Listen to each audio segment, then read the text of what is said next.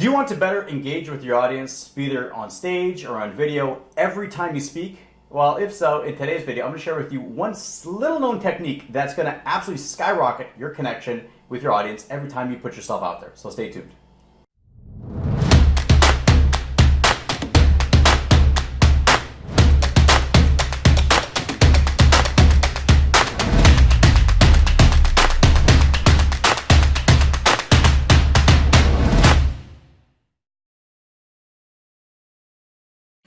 So what is this little known technique? It is intentionality. Now, intentionality is about directing your attention and focus into a specific goal. Now, before I learned this technique, I would do talks or videos and I would just be running into it. We're going, all right, let's go. Let's have fun with it, see where it goes.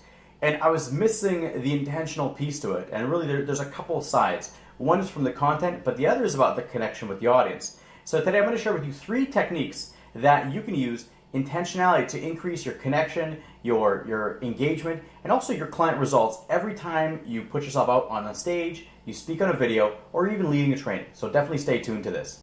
I just wrapped up another Speak with Confidence training, and it's the biggest piece with intentionality is about how you can bring this into your training. So the first part is before I go into the room, I sit with it and I go, okay, what is my intention for my clients? What is it that I want to get? What is it that I want them to be able to achieve? And this is in terms of their dreams, their hopes, everything that comes around from their personal breakthroughs. What is it that you want them to get? Now, the reason is because people need to get a clear goal. They need a clear picture, a vision to move towards. So with the intentionality, the first piece is asking yourself, what is it that you want your audience to do, think, and feel as a result of the content that you're going to share? So that's the first place, is what do you want them to do, think, and feel? When we start from that place, it gives a very powerful shift in your mindset of ensuring that your content and your delivery is going to line up to achieve those goals.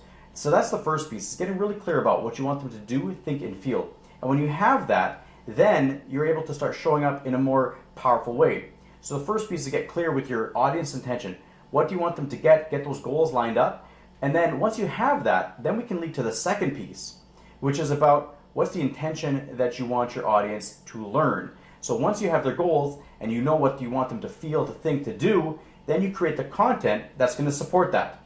Okay, so it's very clear. And this makes a huge shift from going into these just absolutely bloated PowerPoint slide decks and not knowing what to put into it. And a lot of times people start, I remember I was working with a gentleman once for a TEDx talk, and I go in and I look at his deck, and he shows me his slides, and I'm like, oh my God. He had 67 slides, okay? And you have an 18-minute maximum, absolute maximum on there. And he had 67 slides.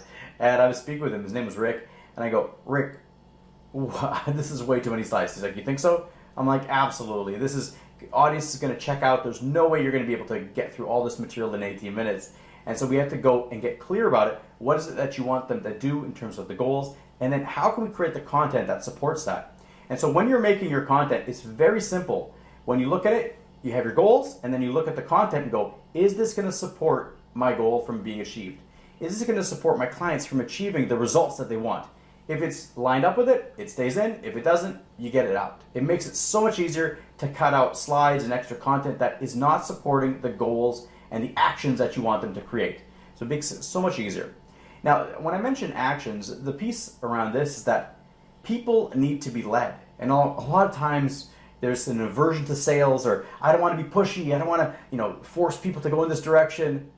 That is to the side. Let's put that aside, because people need to be led in today's world. Their default setting is to say no. So any opportunity, even if it is great for them, they're going to go, nope, don't want it, not a fit. And so that's where you have to create a compelling place for them to sit with it and to really reevaluate what is the opportunity that's here. And also, what is the cost if I don't take action on this? When you have those two pieces that are very clear and well laid out in any content, whether that's a video, speaking on a stage, leading a training, you need this so that people are able to see, okay, this is what I'm going to get if I take action, and this is what it's going to cost me if I don't. And then they make the decision from their own place of power, but at least they have clarity. So those are 2 pieces, is have clarity about the goals that you want the audience to get, 2, intentionality about the content, and then the third piece is that your delivery. Now, with the delivery, it's the intention of who are you and how are you going to show up. So I remember myself, when I used to start speaking in public, I was sitting there and there's an audience, maybe 30 people, 20 people, 50, whatever it is. And I'd be sitting there going, oh my God, I want to make sure that everybody gets value, that everybody is blown away with the content. And so I would sit there and I'd be like, putting in all this content, and I'd just be overloading them. People would be checking out. I'm like, oh God. It was good technical information, but it was just too much. And the biggest piece was I was coming from a place of low confidence.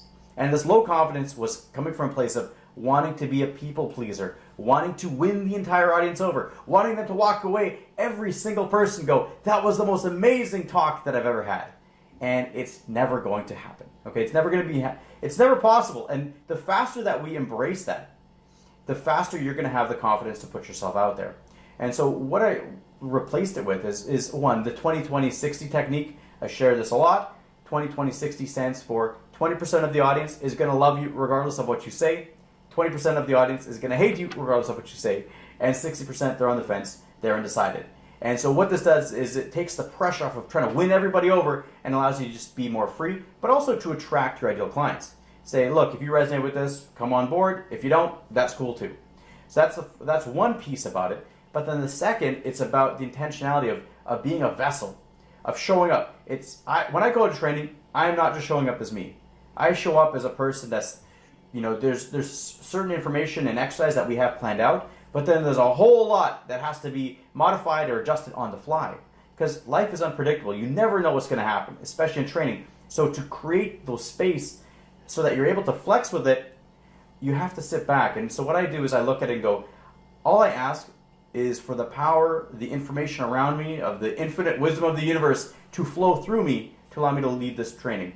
And I look at it as always coming from a place of my own personal intention, is I want to be here to share the information that the person needs to hear today.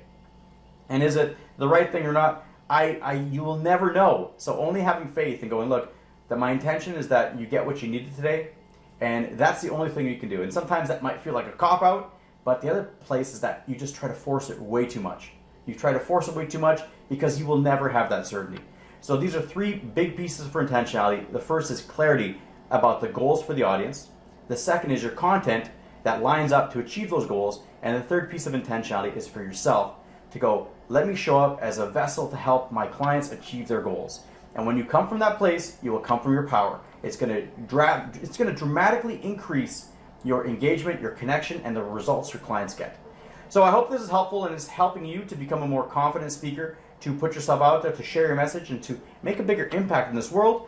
I'd like to know below, what is the intention that you have for your clients? So put in the comments below. I'd love to hear about that. And if you're interested in more information about ourselves and Speak with Confidence training, go to levelupliving.com.